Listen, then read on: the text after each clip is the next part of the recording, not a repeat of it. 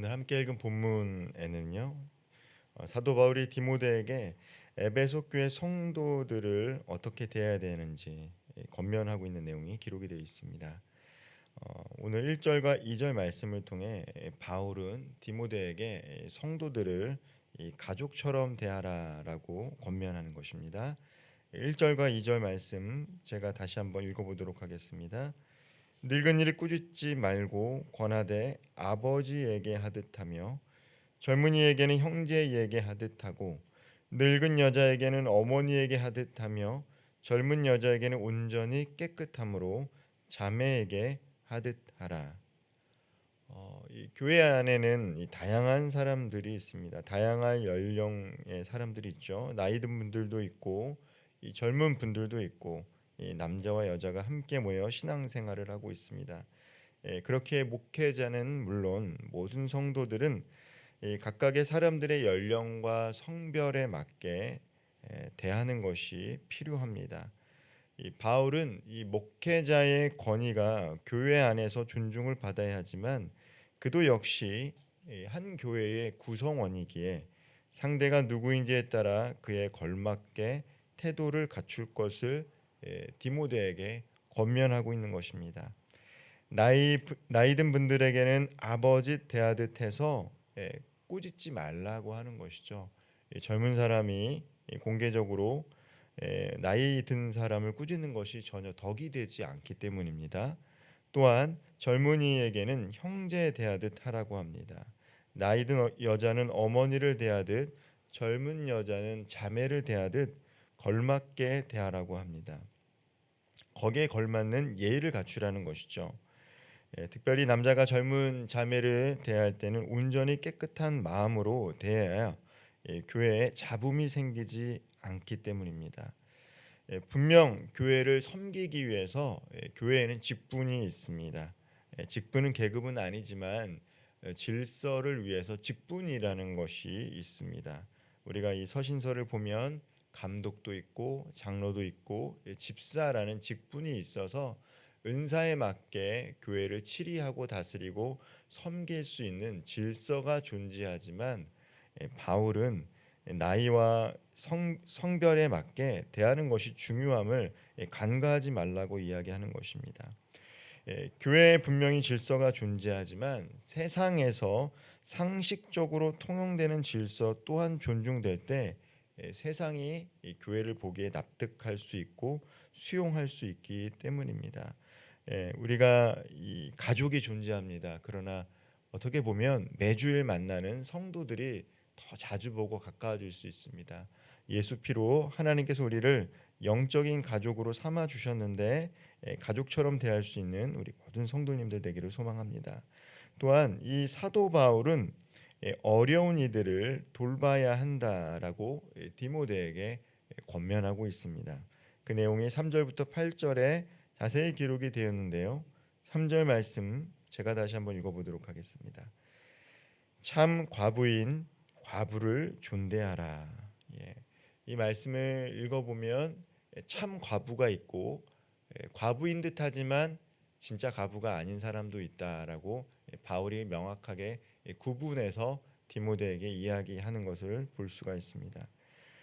과부라는 존재는 어떤 사람들입니까? 당시에 구약 시대 때부터 나그네와 객과 과부와 고아는 이스라엘 공동체가 특별히 돌봐야 될 소외 계층이라는 것이죠. 소외 계층입니다. 교회는 어려운 이들을 돌보고 섬기는 공동체입니다. 초기 이제 기독교가 들어왔을 때 우리나라가 이 복지 체계가 잘 되어 있지 않았기 때문에 이 선교사님들이 학교도 짓고 병원도 져서 많은 사람들을 이롭게 해줬습니다. 그래서 그 학교에서 양육을 받으면서 아이들이 자라나서 나라의 인재가 된 것이죠. 지금도 이 아프리카나 남미 국가에 가면은 그런 인프라가 구축이 되지 않으면 선교사님들이 가장 먼저 하는 게 교회를 세우는 것과 동시에 학교를 세우고 병원을 세우는 일입니다. 교회가 어려운 이들을 도와주는 것이죠. 물론 요즘은 국가적인 복지 정책이나 사회 단체를 통해 이 같은 일들이 많이 이루어지고 있기 때문에 교회가 그 역할이 많이 축소된 것은 사실입니다. 하지만 여전히 교회가 감당할 수 있는 부분이 남아 있습니다. 이 일은 교회의 중요한 사명이기도 하기 때문입니다. 앞서 말씀드렸지만 우리가 믿는 하나님은 고아와 과부와 나그네를 돌보시는 하나님이시기 때문입니다. 하나님께 먼저 도움을 받는 자, 구원받은 자로서 지금도 하나님께서 모든 것을 받아 누리며 살아가는 우리에게 하나님께서 원하시는 영혼을 찾아가기를 원하시는 것이죠. 그렇기 때문에 특별히 바울은 교회 내 성도들 중에 어려운 이들, 참 과부를 존대하고 도와주라고 젊은 사역자 디모데에게 권면하고 있는 것입니다. 그런데 이게 말씀을 읽다 보면요, 어려운 이들을 교회에서 돕더라도 거기에는 반드시 원칙과 질서가 있음을 명시하고 있는 것이죠. 우리 교회 공동체 안에서 누군가를 도울 때 그때마다 시기마다 도와주는 대상도 다르고 도와주는 사람이 수혜자가 어떠한 원칙이 없이 바뀌어진다라면 교회에서 일을 할 때 비방거리가 되기 쉽습니다. 사도 바울도 오늘 6절 말씀에서 비방이 되지 않도록 참 과부를 도울 때 명확한 원칙과 질서 아래서 돕도록 권면하고 있는 것입니다. 바울이 활동했던 시기에 남편을 잃은 과부들은요, 지금처럼 일을 할 수 없기 때문에 과부가 되었다라는 것은 가난해질 수밖에 없다라는 것입니다. 사회적으로 일을 할 수 있는 것이 별로 없었습니다. 몸을 파는 것이 아니면 생계를 이어갈 수 없는 상황이었어요. 그래서 과부는 사회에서 구휼의 대상이었습니다.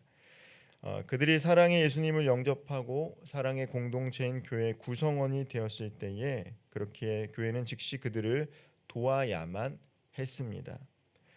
그러다 보니까 아마도 교회의 도움을 받기 위해서 교회 안으로 들어왔던 이들도 있었을 것 같습니다. 그렇기 때문에 바울은 교회는 참 과부의 명부를 갖고 그들만 도와주도록 원칙과 질서를 언급하고 있는 것입니다. 9절과 10절 말씀 제가 한번 읽어보겠습니다. 과부로 명부에 올릴 자는 나이가 60이 덜 되지 아니하고 한 남편의 아내였던 자로서 선한 행실의 증거가 있어 혹은 자녀를 양육하며 혹은 나그네를 대접하며 혹은 성도들의 발을 씻으며 혹은 환난 당한 자들을 구제하며 혹은 모든 선한 일을 행한 자라야 할 것이요. 참 과부라고 하는 사람 일시적으로 교회에 들어온 사람이 아닌 것이죠.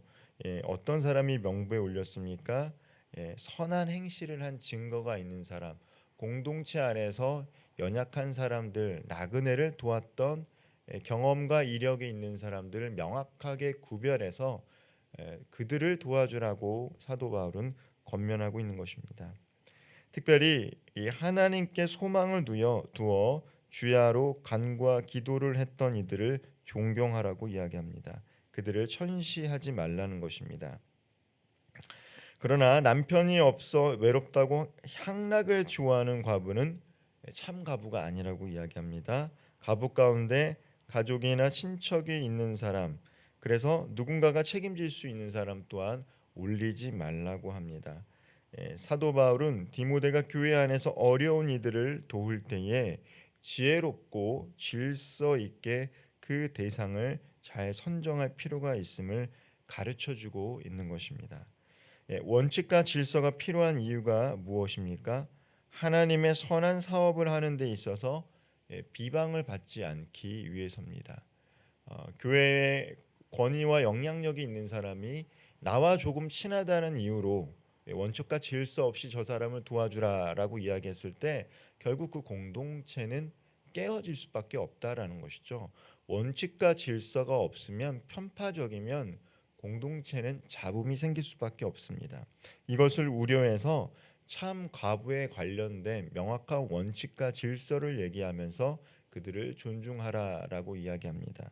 즉 한 가족이 되려면 어떻게 됩니까?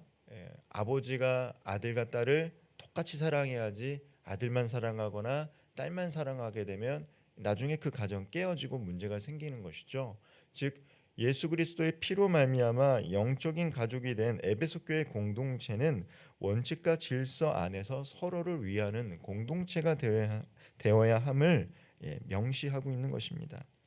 하나님은 우리를 교회로 부르실 뿐 아니라 세상 가운데 또한 있게 하셨습니다. 이것은 교회를 통해 아직 하나님을 모르는 많은 이들을 부르기 위함입니다.